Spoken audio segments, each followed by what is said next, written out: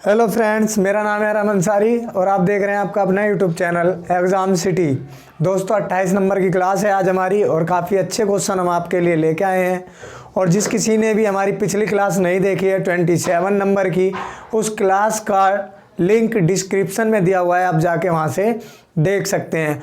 और मैं उम्मीद करता हूँ आप सभी अच्छे से तैयारी कर रहे होंगे और आप आने वाली भर्ती का भी बेसब्री से इंतज़ार कर रहे होंगे। यूपी पुलिस भर्ती कुछ ही समय में आने वाली है। थोड़ा ऐसा हुआ है कि टेंडर का टाइम बढ़ा दिया गया है और वो क्या है कि 10 फरवरी तक उसका टेंडर भरने का टाइम कर दिया गया है, जिस वजह से भर्ती डिले हो रही है।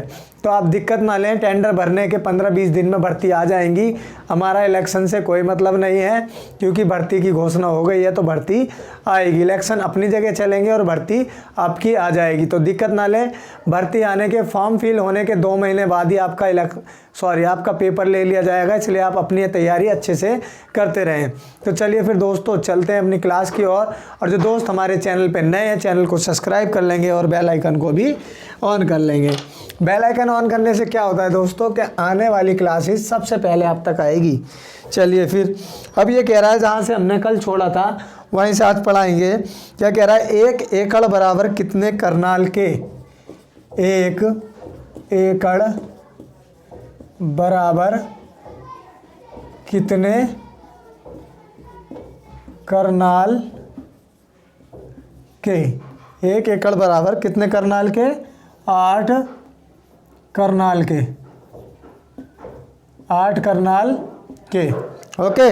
अगला कह रहा है 1 एकड़ बराबर कितने मरला के? 1 एकड़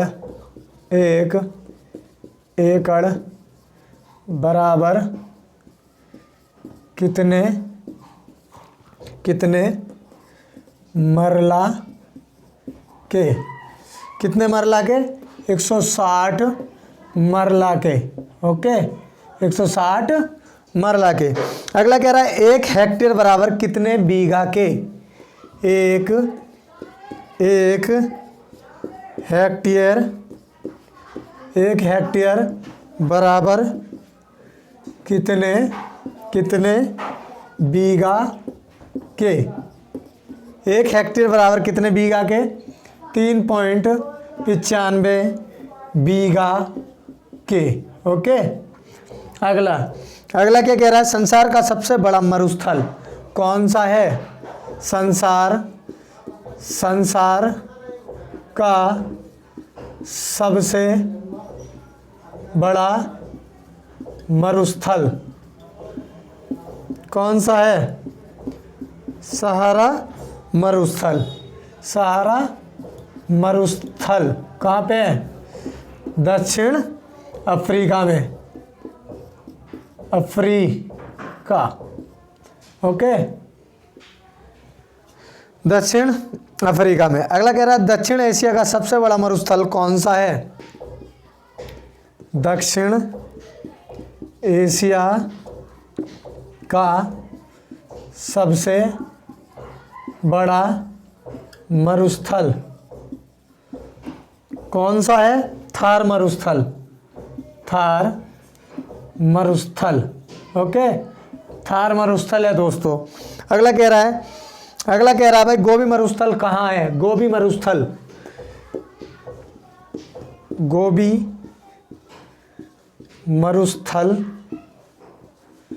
कहाँ है?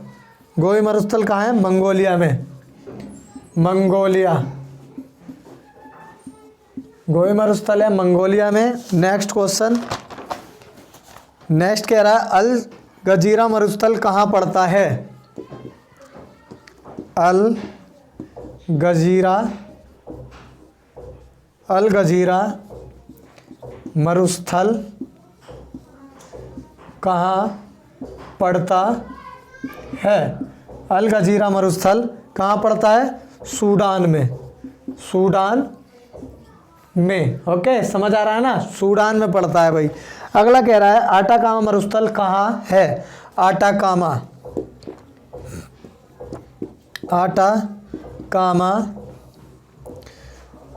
मरुस्थल कहाँ है? आटाकामा मरुस्थल कहाँ है? उत्तरी चिली में। ओके, उत्तरी चिली में।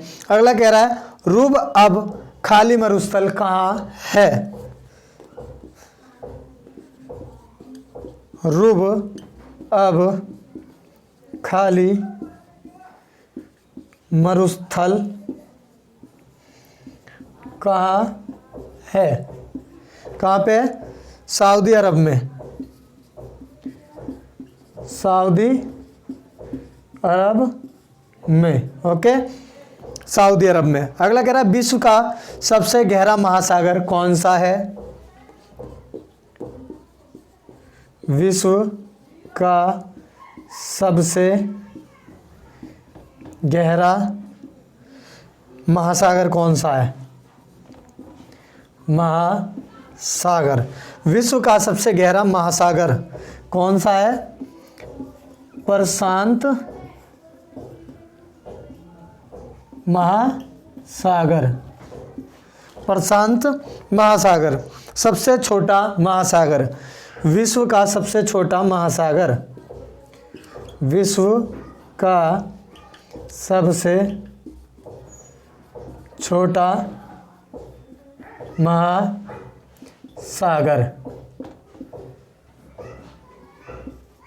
कौन सा है?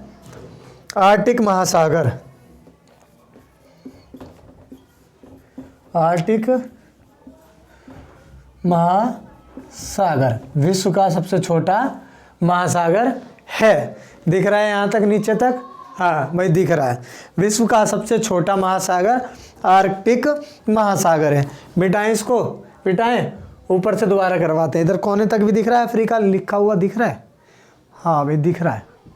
चलिए मिटाते हैं ना। नोट्स बना लें भाई, बार बार कहता हूँ मैं, रोज़ कहता हूँ आप लोगों को कि अपने नोट्स बनाएंगे सभी। नोट्स बनाने से आपको अच्छे से याद हो जाएगा। ऐसे ना सोचे कि क्लास देख रहे हैं और बस हो गया काम, नहीं, नोट्स भी बनाने पड़ेंगे आपको। नोट्स बनाएं इनके, जिससे कि आगे भी आपके काम में आ जाएं वो नोट्स। मैंने अपने नोट्स बना रखे हैं सारे के सारे, इस वजह से ही मैं आपको पढ़ा रहा हूँ।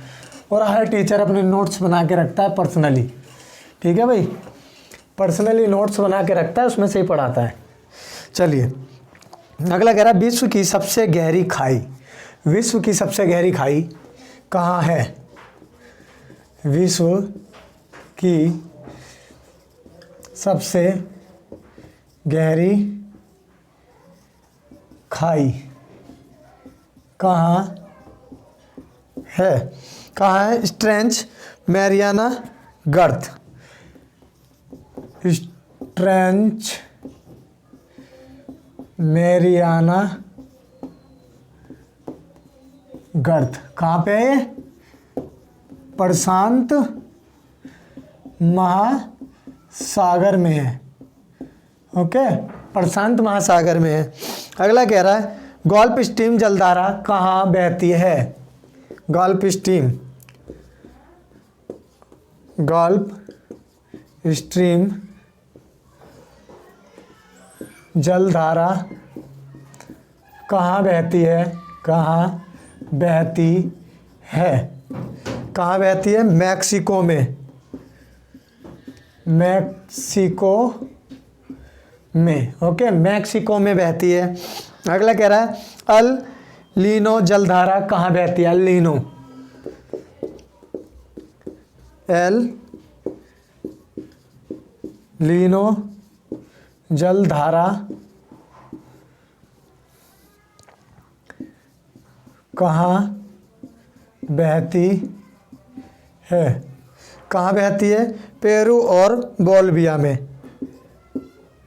पेरू और बोलिविया, बोलिविया में, पेरू और बोलिविया में बहती है। अगला कह रहा है परवाल क्या है? परवाल क्या है? परवाल क्या है? परवाल क्या है? समुद्री जल जीव। समुद्री जल जीव है परवाल। ओके, समुद्री जल जीव। अगला कह रहा है विश्व में सबसे तेज बहने वाली जलधारा कौन सी है? विश्व में सबसे तेज बहने वाली जलधारा कौन सी है? विश्व में सबसे तेज बहने वाली जलधारा गल्फ स्ट्रीम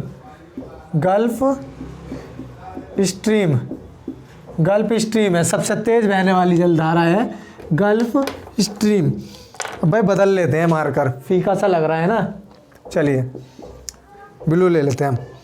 अब कह रहा है इंग्लिश चैनल किन दो देशों की सीमा बांटता है या जोड़ता है, ऐसे भी लिख लेंगे। इंग्लिश चैनल किन दो देशों की सीमा बांटता है? किन दो देशों की? इंग्लैंड और फ्रांस की। इंग्लैंड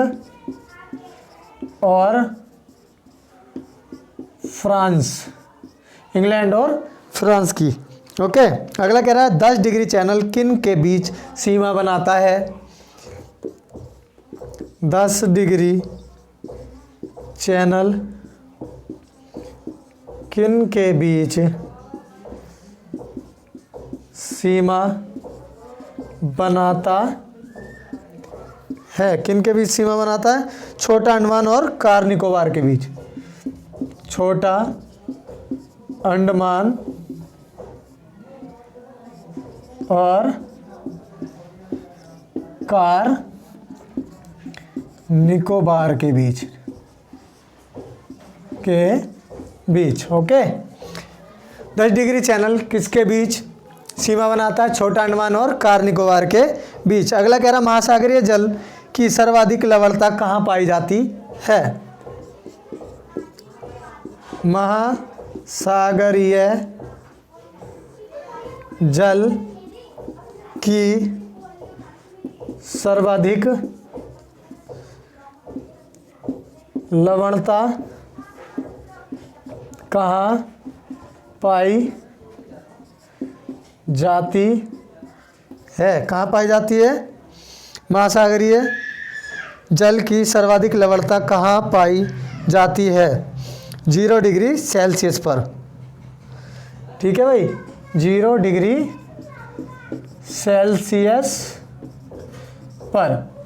सेल्सियस पर महासागरीय महासागरीय जल की सर्वाधिक लवणता कहाँ पाई जाती है? 0 डिग्री सेल्सियस पर। ओके, अगला कह रहा है सबसे अधिक लवणता वाला महासागर कौन सा है? सबसे अधिक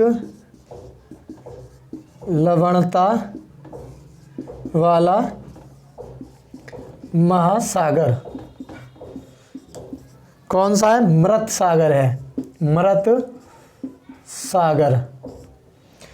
सागर है सबसे अधिक लवणता वाला। दिख रहा है यहाँ तक? चलिए एक और लिखवा देता हूँ यहीं पे।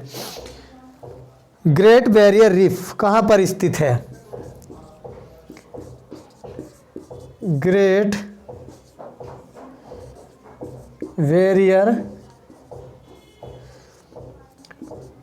रीफ कहाँ पर स्थित है? ग्रेट बैरियर रीफ कहाँ पर स्थित है? ऑस्ट्रेलिया में।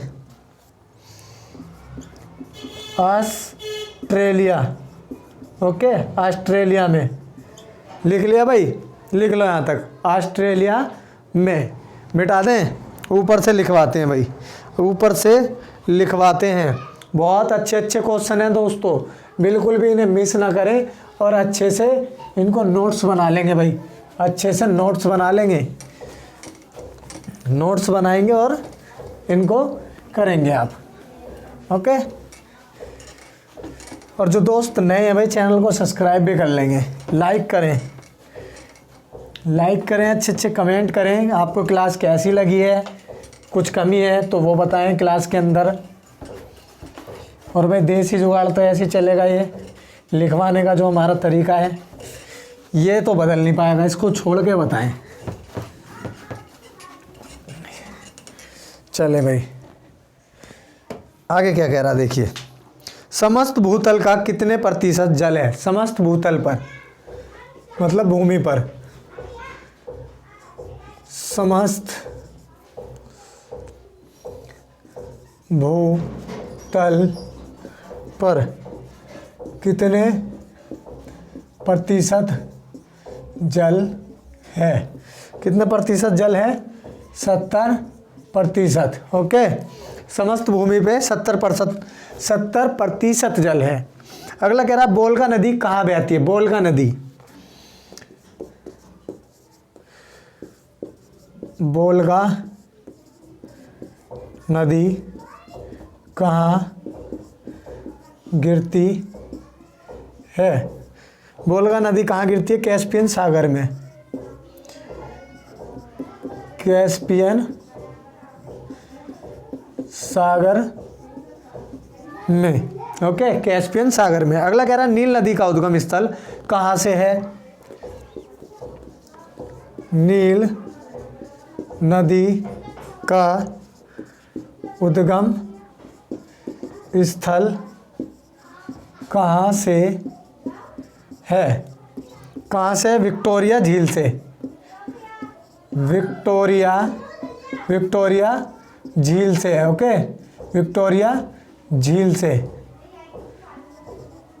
विक्टोरिया झील से नील नदी का उद्गम।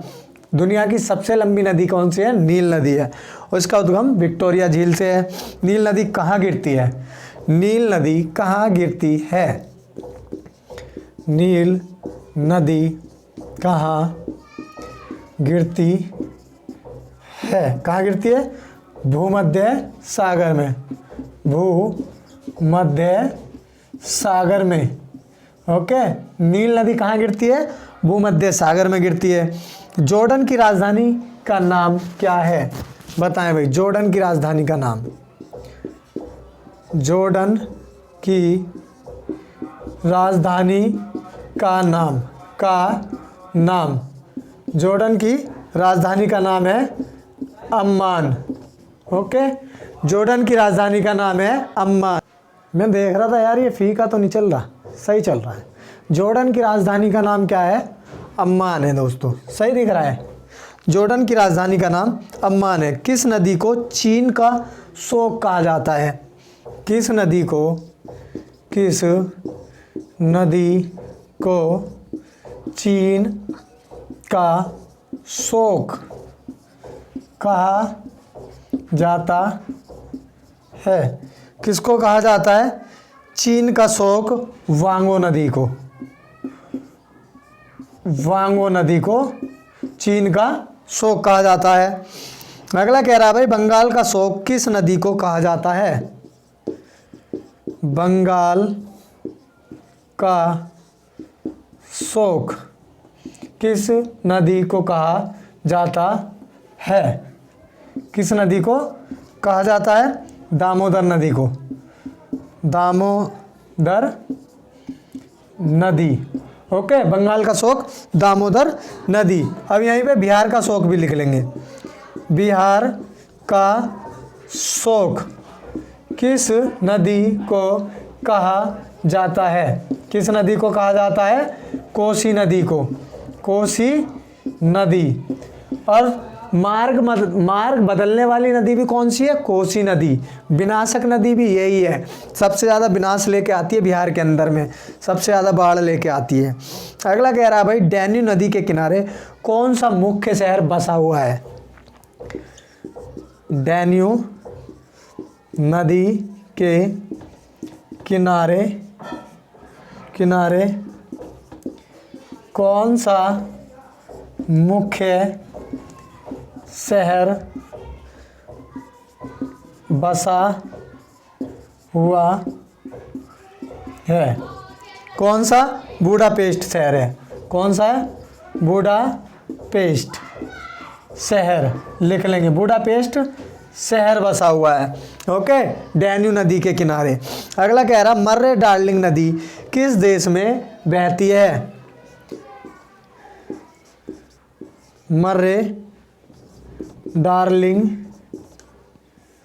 नदी किस देश में बहती है? किस देश में? ऑस्ट्रेलिया में बहती है।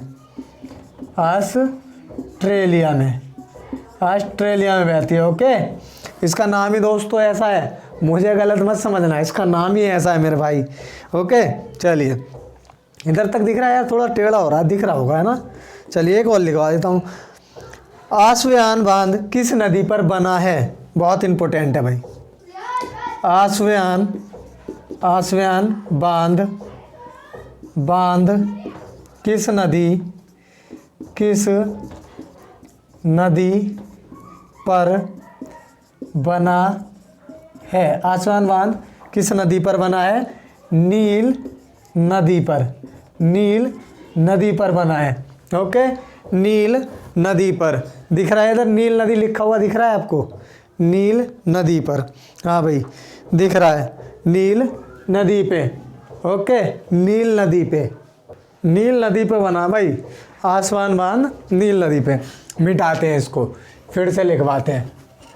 डेली दोस्तों आधे घंटे की क्लास होती है हमारी, आपको पता ही है, और आधे घंटे में हम इतने क्वेश्चन करवा देते हैं कि आपका एक दिन का कोटा आराम से पूरा हो जाता है।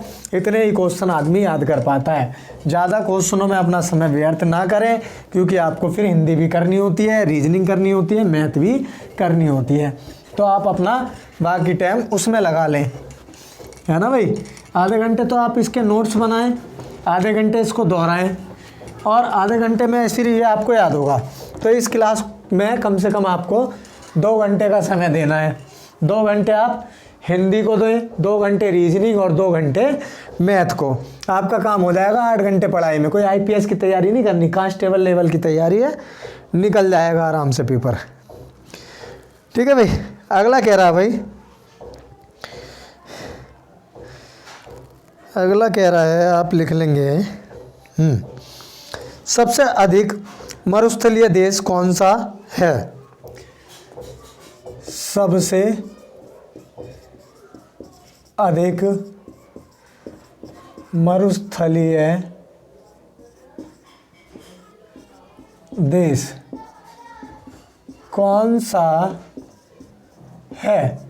कौन सा है? तजाकिस्तान।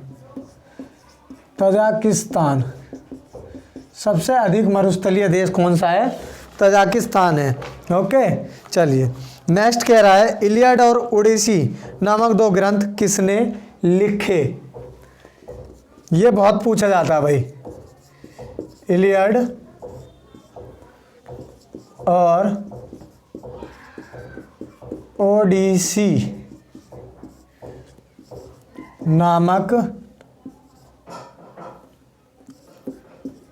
2 ग्रंथ किसने लिखे? किसने लिखे? होमर ने।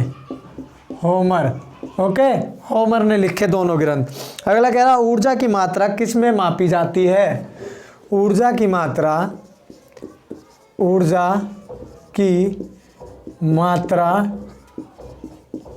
किस में मापी जाती है? ऊर्जा की मात्रा किस में मापी जाती है?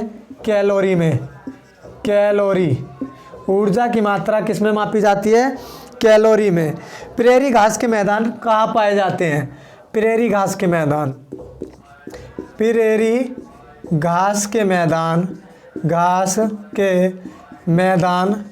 कहाँ पाए जाते हैं? प्रेरी घास के मैदान कहाँ पाए जाते हैं? अमेरिका में।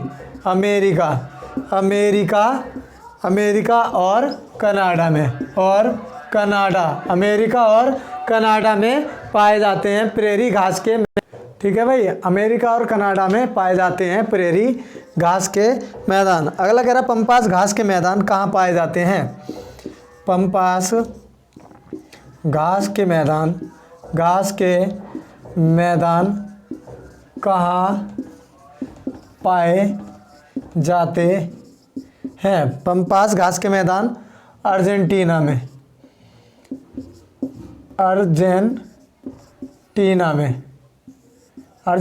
पाए जाते हैं पंपास घास के मैदान।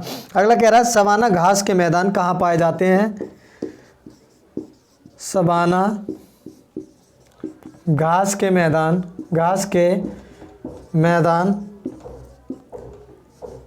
कहाँ पाए जाते हैं? कहाँ पाए जाते हैं? अफ्रीका में, अफ्रीका में। ओके, अफ्रीका, सवाना घास के मैदान अफ्रीका में। इंपॉर्टेंट क्वेश्चन है, घास के मैदान भी याद करने भाई। खरपतवार, क्या लिख रहा है? खरपतवार, खरपतवार किस में होती है? खरपतवार किस में होती है? खेतों में, खरपतवार किस में होती है? खेतों में। अगला कह रहा है एस्किमो कहाँ की जनजाति है? एस्किमो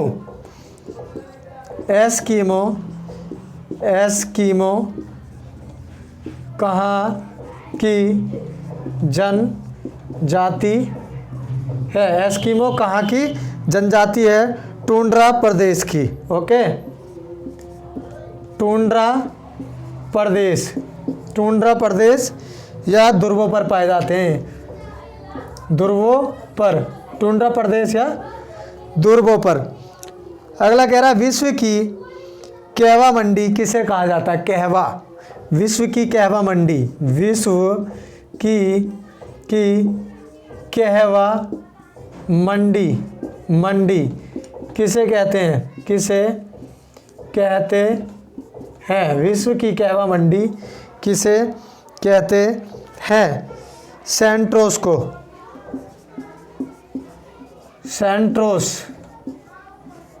सेंट्रोस को विश्व की कहवा मंडी कहा जाता है। अगला कह रहा है कहवा किस प्रकार की जलवायु में पैदा होता है? कहवा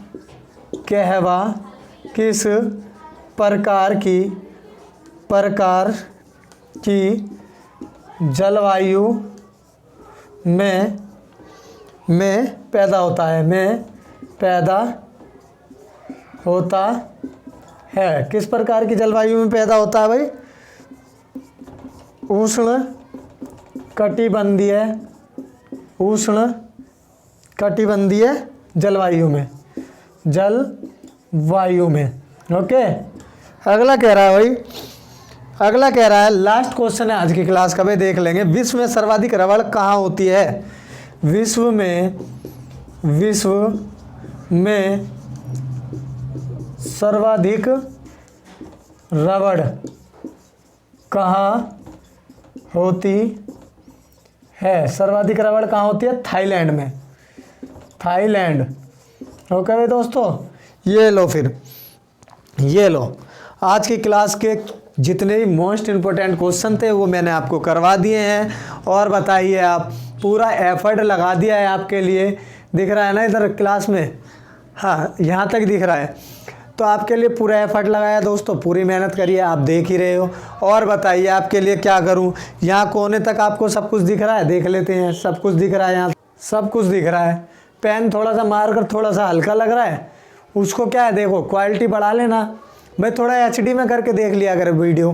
क्या है, जिसकी बहुत से मेरे भाइयों की 240 पे चलते हो, 360 पे कर लें, 420 पे, इस तरीके से क्वालिटी बढ़ जाती है।